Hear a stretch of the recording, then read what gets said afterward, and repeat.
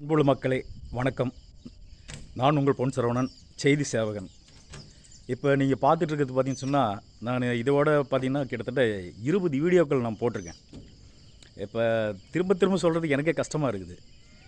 இப்போ நீங்கள் சேலம் மாவட்டத்தில் இருக்கக்கூடிய பனமரத்துப்பட்டி ஏரி, அந்த ஏரி தான் இப்போ பார்த்துட்ருக்குறீங்க. அந்த ஏரியினுடைய டவர் இது.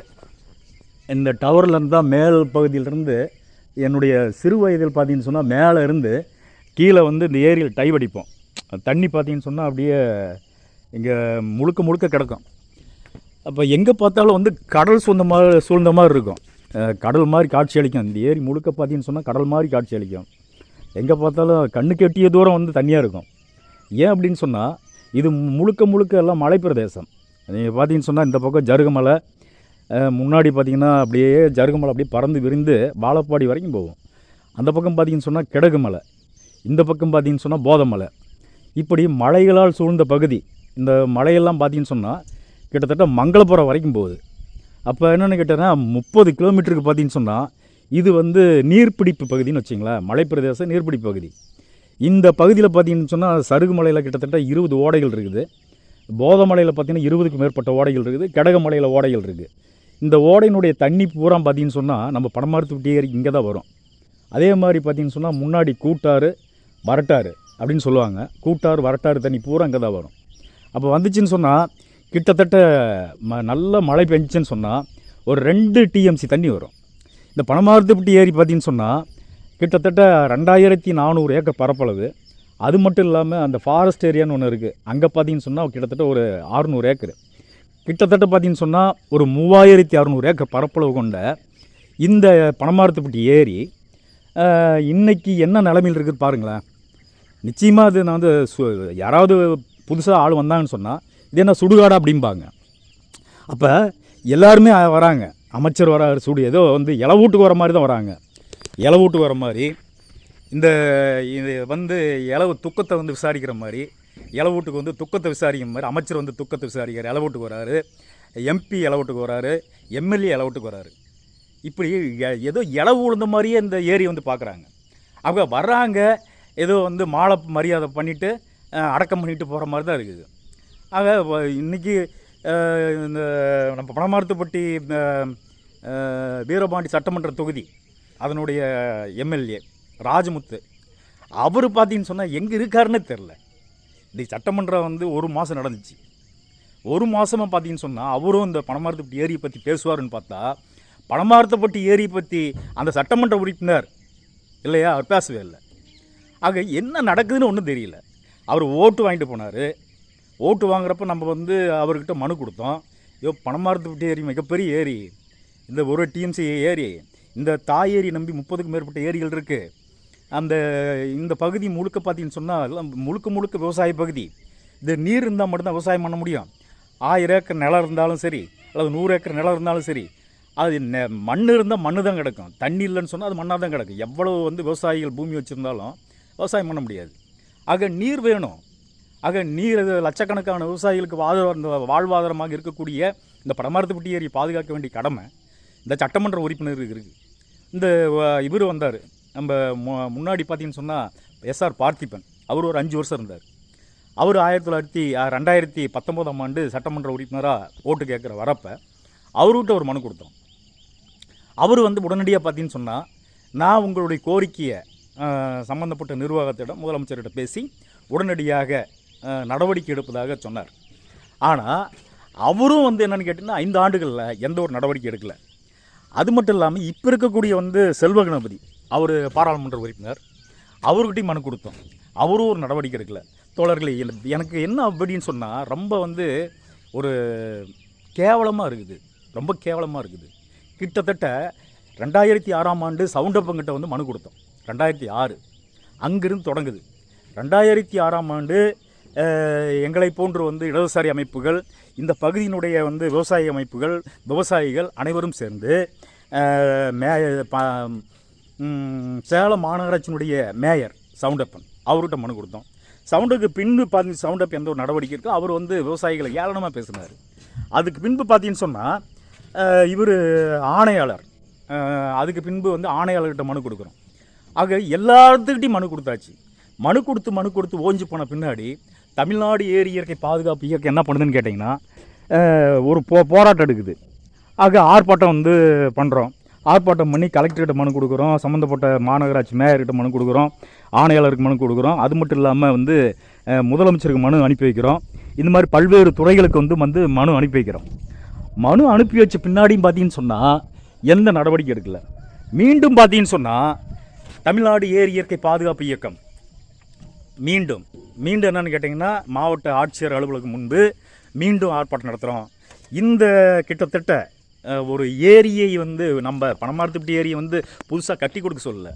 இது 1911ஆம் ஆண்டு வெள்ளைக்காரன் வந்து உருவாக்கிய ஏரி. அந்த காலத்தில் வந்து வெள்ளையர்கள் வந்து உருவாக்கின ஏரி. இன்றைக்கி வந்து இந்த ஆட்சியாளர்கிட்ட நம்ம என்ன கேட்குறேன்னு சொன்னால், நீங்கள் புதிதாக எங்களுக்கு வந்து நீங்கள் பனமரத்துப்பட்டி ஏரி கட்டி கொடுங்கன்னு சொல்லி கேட்கல, இந்த பனமரத்துப்பட்டி ஏரியை புனரமைத்து கொடுங்கன்னு சொல்லி கேட்குறோம் இல்லையா. இன்றைக்கி பனமரத்துப்பட்டி ஏரி நீங்கள் கட்டி முடிச்சிங்கன்னு சொன்னால் கிட்டத்தட்ட 2000 கோடி ரூபாய்க்கு மேலே செலவாகும். நாங்கள் என்ன சொல்கிறோன்னா, 2000 கோடிலாம் செலவு பண்ண வேணாம், வெறும் 100 கோடி ரூபா செலவு பண்ணின்னு சொன்னால் இந்த பனமரத்துப்பட்டி ஏரி மிக பிரம்மாண்டமான சேலம் மாவட்டத்திலேயே மிகப்பெரிய ஏரி. இதை மிகப்பெரிய வந்து சுற்றுலாத்தலமாக்க முடியும். இங்கே பார்த்தீங்கன்னு சொன்னால் எம்ஜிஆர் வந்து தங்கியிருக்காருன்னு சொல்கிறாங்க. இதே அதிமுக பிரமுகர்லாம் பார்த்தீங்கன்னு சொன்னால் எம்ஜிஆர் தங்கினாங்க, கலைஞர் வந்தாங்க, எம்ஜிஆர் வந்தாங்க, வந்து விஜயகாந்த் வந்தாங்கன்னு எல்லாருமே சொல்கிறாங்க, வாய்க்கிலேயே பேசுகிறாங்க. உங்களுக்கு வெக்கமாக இல்லை? உங்கள் தலைவர் வந்து தங்கிய இந்த பனமரத்துப்பட்டி ஏரி, இந்த பனமரத்துப்பட்டி ஏரியினுடைய சுற்றுலா மாளிகை, பயணியர் விடுதி எல்லாம் இடிஞ்சு போய் குட்டிச்சுவராக இருக்குது. இதை பார்த்து நீங்கள் வந்து வெக்கப்பட வேணாம்?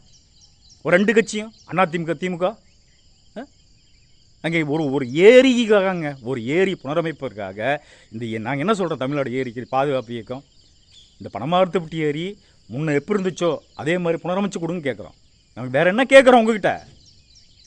வெக்கமாக இருக்குது. ஒரு 20 ஆண்டுகள், சுமார் 20 ஆண்டு காலமாக பல்வேறு விவசாய அமைப்புகளும் தமிழ்நாடு ஏரி இயற்கை பாதுகாப்பு இயக்கமும் இதுக்காக போராடிட்டு இருக்குது. 1 வருஷம் 2 வருஷம் இல்லை, கிட்டத்தட்ட 20 ஆண்டுகள். ஆக இது என்ன உங்களுக்கு வந்து இல்லாமல் போயிடுச்சு? சேலம் மாவட்டத்தில் பார்த்தீங்கன்னு சொன்னால் மக்கள் தொகை 40 லட்சம் பேர் இருக்கிறான். 40 லட்சம் பேர்த்துக்கு சுற்றுலாத்தலம் எங்கே இருக்குது? ஏற்காட்டுக்கு போனால் தான், இல்லை மேட்டூருக்கு போனால் தான். இந்த மாநகராட்சி வந்து ஒட்டிய 10-12 கிலோமீட்டர் தான் இந்த பனமரத்துப்பட்டி ஏரி. அப்படிப்பட்ட ஏரியில் நீங்கள் 1 டிஎம்சி தண்ணி தேக்கணுன்னு சொன்னால், இந்த ஏரி சுற்றுலாத்தலம் ஆக்கிட்டீன்னு சொன்னால், இந்த ஏரியில் நீங்கள் பயணியர் விடுதி, தங்கும் விடுதி நீங்கள் வந்து 10-15 தங்கு விடுதி கட்டலாம். இதுக்கு முழுக்க என்னென்னு கேட்டிங்கன்னா, படகு சவாரி விடலாம், நீச்சல் பழகலாம். ஆக மக்களுடைய பொழுதுபோக்கு வந்து அம்சம் கொண்ட ஒரு ஏரியா தான் நீங்கள் வந்து இந்த பனமரத்துப்பட்டி ஏரி இருக்குது. அந்த அளவுக்கு இருக்குது. என்ன இல்லை, எல்லாமே இருக்குது. ஆக இந்த கரையை பார்த்தீங்கன்னா எல்லாம் மண்ணு கரை. இந்த கரையை வந்து நீங்கள் மண்ணு கரையை அகற்றி விட்டு நீங்கள் காங்கிரீட்டில் வந்து பார்த்தீங்கன்னு சொன்னால், இதை நீங்கள் வந்து கட்டினீன்னு சொன்னால் இது ஒரு அணை. நீ கட்டினீன்னு சொன்னால் 2 டிஎம்சி தண்ணியை இந்த பனமரத்துப்பட்டி ஏரியில் தேக்க முடியும். அந்த அளவுக்கு இது கெப்பாசிட்டி இருக்குது. ஏன்னா சுற்றி மலை, நீ எந்த பகுதியிலையும் வந்து தடுப்பணை கட்ட வேண்டிய அவசியம் இல்லை. ஒரு பக்கம் கட்டினா போதும். கிட்டத்தட்ட 1 கிலோமீட்டருக்கு மிகப்பெரிய ஒரு அணையை நீங்கள் கட்டிட்டீங்கன்னு சொன்னால், இந்த ஏரியும் ஒரு சின்ன மேட்டூர் அணை தான். இந்த பனமரத்துப்பட்டி ஏரி ஒரு சின்ன மேட்டூர் அணை. ஆக இவ்வளோ அம்சம் கொண்ட இந்த ஏரியை வந்து நீர்நிலைகளை இந்த அதிமுக திமுக போன்ற கட்சிகள் கண்டு கொள்ளலைங்கிறது தான் வேதனையாக இருக்குது. ரொம்ப வேதனையாக இருக்குது. நம்ம எவ்வளோ போராட்டம் நடத்துறது? எங்களுக்கு இருக்கிற பிரச்சனை என்னன்னு கேட்டிங்கன்னா, இந்த விவசாய பெருங்குடி மக்களே, விவசாய பெருங்குடி மக்களே, விவசாய தொழிலாளர்களே, உங்களுடைய வாழ்க்கையை தண்ணீர் தான் அடங்கியிருக்கு. தண்ணி இருந்தால் தான் நீங்கள் நல்லா இருக்க முடியும். தண்ணி இருந்தால் தான் உங்களுடைய பூமி செழிக்கும். தண்ணி இருந்தால் தான் உங்கள் வாழ்க்கை செழிக்கும். இந்த தண்ணீர் தான் உங்களுடைய வாழ்வாதாரம். இந்த வாழ்வாதாரத்தை பற்றி இந்த கட்சிகளுக்கு அக்கறை இல்லை. அதை நம்ம தான் கேட்கணும். போராடுங்க. நாங்கள் 200 பேரை திரட்டி போராடிக்கிட்டு இருக்கிறோம். அதே இந்த பகுதியில் லட்சக்கணக்கு ஆயிரக்கணக்கான மக்கள் இருக்காங்க. ஒரு 2000 மக்கள் வீதிக்கு வாங்க. பல்வேறு விவசாய அமைப்புகளே, உங்கள் மன்றாடி கேட்டுக்கிறேன். சுற்றுச்சூழல் ஆர்வலர்களே, உங்களை மன்றாடி கேட்டுக்கொள்கிறோம். காற்று மாசுபாட்டை தடுக்கக்கூடிய ஆர்வலர்களே, சமூக ஆர்வலர்களே, வாங்க இந்த பனமரத்துப்பட்டி ஏரி வந்து பாருங்க. உங்களோடு நாங்கள் வரோம். எங்களுக்கு துணையாக நில்லுங்க. எங்கள் கூட நின்று போராடுங்க. நீர்நிலைகளை பாதுகாக்க வேண்டியது இந்த சமூகத்தினுடைய கடமை, விவசாய பெருங்குடி மக்களுடைய கடமை, சமூக ஆர்வலருடைய கடமை, மாணவர்களுடைய கடமை, இளைஞருடைய கடமை. ஆக இந்த கடமையெல்லாம் மறந்துட்டு நம்ம ஏதோ நீ நியூஸ்லாம் பார்த்தீங்கன்னு சொன்னால் நிறையா சில 1-2 செய்திலாம் வருது, பத்திரிக்கையில் ஊடகங்களில் வருது, அது இல்லைன்னு சொல்ல முடியாது. ஆனால் பெரும்பாலான ஊடகங்கள் பார்த்தீங்கன்னு சொன்னால் இது அப்படியே ஏதோ விஷாலுக்கும் இன்னொரு பொண்ணுக்கும் திருமணம் ஆகிறது பக்கம் பக்கமாக போடுறான். திரிசாவை பற்றி என்னென்னு கேட்டிங்கன்னா, திரிசாவை காதை பிடிச்சிக்கிட்டான், இடுப்பு பிடிச்சிக்கிட்டான்னு சொல்லிட்டு பக்கம் பக்கமாக போடுறான். இந்த மாதிரி ஒரு நடிகைக்கு பெண் குழந்தை பிறந்ததுன்னு சொன்னால் அது ஒரு பக்கத்தில் போடுறான். ஒரு நடிகை செத்து போயிட்டானா விடிய அந்த பணத்தை வச்சு எல்லா டிவிலையும் மாரடித்து அழுதுட்டுருக்கிறான். டேய், தமிழ்நாட்டில் நீர்நிலை பூராமே இன்னைக்கு கெட்டு போச்சு, விஷமாக மாறி போச்சு. பார்த்தீங்கன்னு சொன்னால் எல்லா நீர்நிலையிலும் சாக்கடை தனியாக ஓடுது, சாய கழிவாக ஓடுது, ரசாயனமாக ஓடுது, குப்பையை கொண்டாந்து இங்கே தான் கொட்டிகிட்டு இருக்கான். எல்லா கழிவுகளையும் இங்கே தான் கொட்டுறான். இந்த குப்பையெல்லாம் கொண்டாந்து கொட்டுறதுக்கு நம்ம முப்பாட்டை இந்த ஏரி உருவாக்கி வச்சானா? அது கேட்க மாட்டீங்களா? இந்த ஏரி எதற்கு? நீரை தேக்கி வைத்து தமிழ்நாட்டில் பார்த்தீங்கன்னு சொன்னால் எந்த ஆறு நமக்கு சொந்தமானதல்ல. நாம் பருவை மழையை நம்பி தான் விவசாயம் இருக்குது. அதனால தான் நம் முன்னோர்கள் லட்சக்கணக்கான ஏரி குளம் குட்டைகளை உருவாக்கி அந்த பருவமழையை தேக்கி வைத்து பாசனத்துக்காக குடிநீருக்காக பயன்படுத்தினான். அப்படிப்பட்ட அறிவுபூர்வமான ஒரு தமிழினத்தில் வாழ்ந்த இனத்தில் இன்னைக்கு லட்சக்கணக்கான ஏரிகள் காணாமல் போயிடுச்சு. இருக்கிற ஏரி அவ்வளவு தமிழ்நாட்டில் 29,000 ஏரி இருக்குது. அதையாவது பாதுகாக்க வேணாமா? ஆறுகளை பாதுகாக்க வேணாமா? இருப்பதை பாதுகாக்கணும். இருப்பதை பாதுகாத்து நம்ம வரக்கூடிய சங்கதிகளுக்கு அதை விட்டு செல்ல வேண்டும். இல்லை என்று சொன்னால் வறுமை தாண்டவமாடும், வேலையில்லா திண்டம் தாண்டவமாடும், சோத்துக்கு வழி இருக்காது. சேத்துல உழவன் கை வச்சாதான் நம்ம சோத்துல கை வைக்க முடியும். ஆக நீங்கள் ஏதோ இந்த ஏரி என்பது எல்லாருமே கடந்து போகிறாங்க. இங்கே இருக்கிற எல்லாருமே பார்த்தீங்கன்னு சொன்னால் ஒரு நடிகனை ஒரு நடிகர் நிறையா பார்த்தீங்கன்னு சொன்னால் நல்லா பூங்காவாக இருந்துச்சுன்னு சொன்னால், அழகாக இருந்துச்சுன்னா உடனே ஷூட்டிங் எடுக்கிறதுக்கு வந்துடுறானுங்க. அதே இன்றைக்கி இங்கே 20க்கும் மேற்பட்ட படங்கள் எடுக்கப்பட்டது. ஆனால் ஒரு நடிகையும் கூட இந்த பணமார்த்திப்பட்டி ஏரிக்காக குரல் கொடுக்கல. நல்லா இருக்கிறப்ப பார்த்தீங்கன்னா ராதிகா மேலே போய் உக்காந்துக்கிட்டு ஒரு பாட்டு பாடுறாங்க. இதுக்கு மேலே இந்த டவர் மேலே உக்காந்துட்டு பாட்டு பாடுவாங்க. அப்படியே நடந்து போவாங்க ராதிகா. அப்படியே பார்த்தீங்கன்னா SSR முதலாளி படத்தில் இந்த ஏரி கரை மேலே போகிறவளே பெண்மையில்னு சொல்லிட்டு பாட்டு பாடிட்டு போவார். ஆக இப்படி 30க்கும் மேற்பட்ட படங்களை எடுத்த இடம்தான் பணமார்த்திப்பட்டி ஏரி. முதலமைச்சர் அவர்களே, அமைச்சர் நேரு அவர்களே, நீங்கள் கொடுத்த வாக்குறுதி என்னாச்சு? நீங்கள் 3 ஆண்டுகளுக்கு முன்பு உள்ளாட்சி மன்ற தேர்தல் வந்துச்சுல்ல, அப்போ என்ன சொன்னீங்க? உள்ளாட்சி மன்ற தேர்தல் முடிஞ்ச உடனே பணமார்த்திப்பட்டி ஏரியை 98 கோடி ரூபா ஒதுக்கி சுற்றுலாத்தலமாக்குன்னு சொன்னீங்க. மேட்டூர் உபரிநீரை கொண்டாந்து இங்கே நிரப்புறேன்னு சொன்னீங்க.